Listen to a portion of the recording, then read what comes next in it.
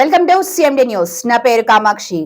నేటి వార్తా విశేషాలు. సిద్దిపేట జిల్లా హుస్నాబాద్ ఆర్టీసీ బస్టాండ్ ఆవరణలో ఆర్టీసీలో మహిళలు 200 కోట్ల జీరో టికెట్ల ప్రయాణం పూర్తి చేసుకున్న సందర్భంగా సంబరాలు జరిపారు. ఈ సందర్భంగా ఆర్టీసీలో ఉచిత బస్సు ప్రయాణం ఉపయోగించుకొని డబ్బులు ఆదా చేసుకున్న విద్యార్థినులు, మహిళలను, వ్యాసరచన పోటీల్లో ప్రతిభ కనబర్చిన విద్యార్థులను బహుమతులు, శాలువాలతో జిల్లా గ్రంథాలయ chairman కేడం Lingamurthy, RTC DM Venkanna తదితరులు ఘనంగా సత్కరించారు. కార్యక్రమంలో పలువురు మహిళలు ఆర్టీసీ బస్సులో ఉచిత ప్రయాణంతో తాము పొందుతున్న లబ్ధి గురించి వివరించారు. మహాలక్ష్మి పథకం ప్రారంభమైనప్పటి నుంచి ఇప్పటి వరకు ప్రయాణికుల్లో దాదాపు 70% మంది మహిళలు ప్రయాణించారని ఆర్టీసీ డిఎం వెంకన్న తెలిపారు. సంవత్సర కాలంలోనే హుస్నాబాద్ డిపో పరిధిలో 49 ఆర్టీసీ బస్సుల నుండి 63 ఆర్టీసీ బస్సుల వరకు పెంచామన్నారు.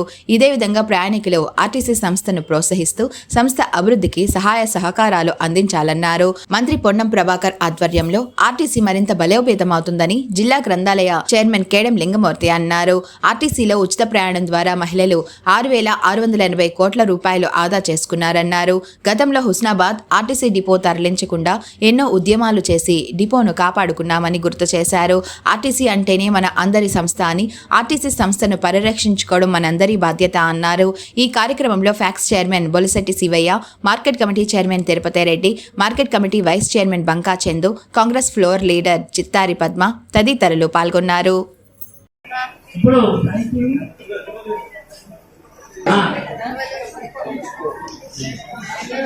అట్లే ఉంటుంది, మామూలు ఉండదు. చాలా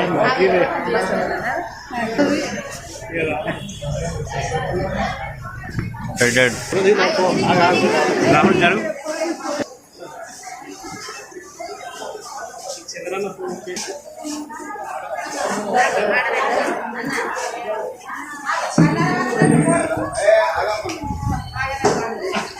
543 రోజులు నడుస్తున్నటువంటి ఫ్రీ బస్ మహాలక్ష్మి పథకం కింద ఈ బస్సుల ఉచిత బస్సు అనేది ఏర్పాటు చేయడం జరిగింది. కొంత శివన చెప్పిండు. కర్ణాటక నుంచి సిద్ధిరామయ్య అక్కడ ముఖ్యమంత్రి ఈ పథకం కర్ణాటక రాష్ట్రంలో ప్రవేశపెట్టింది. ఇప్పుడు పార్లమెంట్లో ఉన్నటువంటి ప్రతిపక్ష నాయకుడు రాహుల్ గాంధీ గారి ఆలోచనలతో ఈ పథకం దీన్ని స్టార్ట్ చేశారు. ఇది మన రాష్ట్రంలో కూడా బాగా సక్సెస్ఫుల్గా వాడుతూ ఉన్నారు. దీంట్లో బాగా సంతోషకరమైన విషయం ఏంటంటే 70 సంవత్సరాల ఫస్ట్ టైం మన ఎమ్మెల్యే గారు మంత్రి అయ్యారు. ఆ మంత్రి కూడా ఈ రవాణా శాఖ మంత్రి అయ్యాడు మన ఎమ్మెల్యే గారు ప్రభాకరన్న గారు. అదొక సంతోషమైనటువంటి విషయం. నేను 19-20 ఏళ్ళ వయసులో ఉన్నప్పుడు 1923-24లో ఈ బస్ స్టాండ్ ఓపెనింగ్ అయింది. ఇప్పుడు నాకు 59-60 సంవత్సరాలు అవుతుంది. 40 ఏళ్ళు కావస్తుంది. ఈ బస్ స్టాండ్ ఇట్లనే ఉన్నది.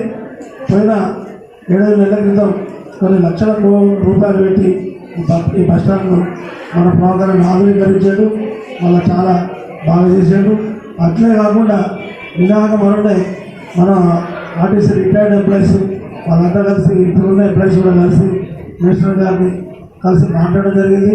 మీద కూడా ఇంకొక అంతస్తు కడితే ఒక మంచి హోటల్, అంటే వెజిటేరియన్ హోటల్, ప్రయాణికులకు దూరం పోకుండా, అవుట్ సైడ్ పోకుండా, తర్వాత ఆర్టీసీలో జాబ్ ఇస్తున్నటువంటి వాళ్ళకు, కొంత డ్యూటీలు ఎక్కే వాళ్ళకు, రిటైర్డ్ ఎంప్లాయీస్ కూడా ఇక్కడ ఆ జీవితం అంతా ఇక్కడనే ఆర్టీసీలో పనిచేస్తారు కాబట్టి రోజుకో గంట 2 గంటలు వచ్చి ఇక్కడ వాళ్ళు కాలక్షేపం చేసుకున్నట్టు కూడా వాళ్ళకు కొంత అకామిడేషన్ ఏర్పాటు చేస్తే బాగుంటుంది అనేటువంటి ఆలోచన మంత్రి గారు చెప్తే తప్పకుండా చేద్దామని చెప్పడం జరిగింది.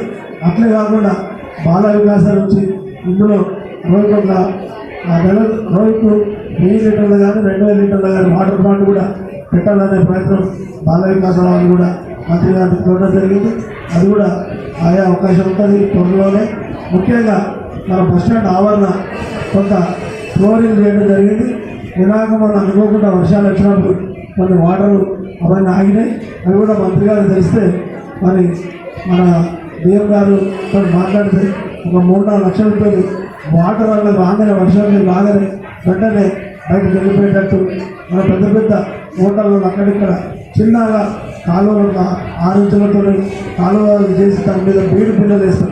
ఆయన 5,000 రూపాయలు పనులు ప్రైవేట్ చేస్తాను. మొట్టమొదలు ఖమ్మంలో శ్రీనివాసరెడ్డి గారిని ఆత్మహత్య చేసుకున్నాడు. అంటే ఇంకొక రోజు నాడు నీకు ఆర్టీసీ ఉంటుందా, మూడోసారి టీఆర్ఎస్ గెలిస్తే ఈ ఆర్టీసీని ఉస్మానియా బస్ స్టాండ్ ఉంటుందా లేకపోతే రోడ్ల మీద మరచేటికాడ ఆర్టీసీ బస్ ఎక్కాలా అన్నటువంటి వాతావరణం కూడా వచ్చేటువంటి పరిస్థితి ఉంది. మరి కరీంనగర్ ప్రతిమా కూడా చూసిన 99 ఏళ్ళు ఆర్టీసీ పాత బస్ స్టాండ్ ఇచ్చేది.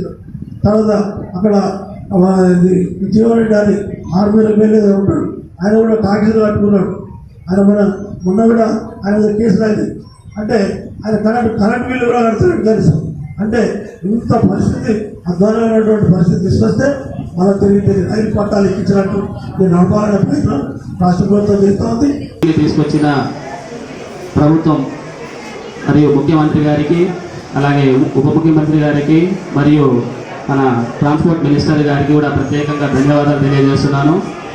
సో ఇక్కడ మన డిపోకి వచ్చేసి దాదాపు ఇప్పటి వరకు దగ్గర టోటల్గా జనవరి మన డిసెంబర్ 9, 2023 నుండి ఇప్పటి వరకు దాదాపు 1,76,00,000 మంది ఏదైతే ఉన్నారో టోటల్ ప్యాసింజర్లో 1,22,00,000 మంది మహిళా ప్యాసింజర్లే ఉన్నారు.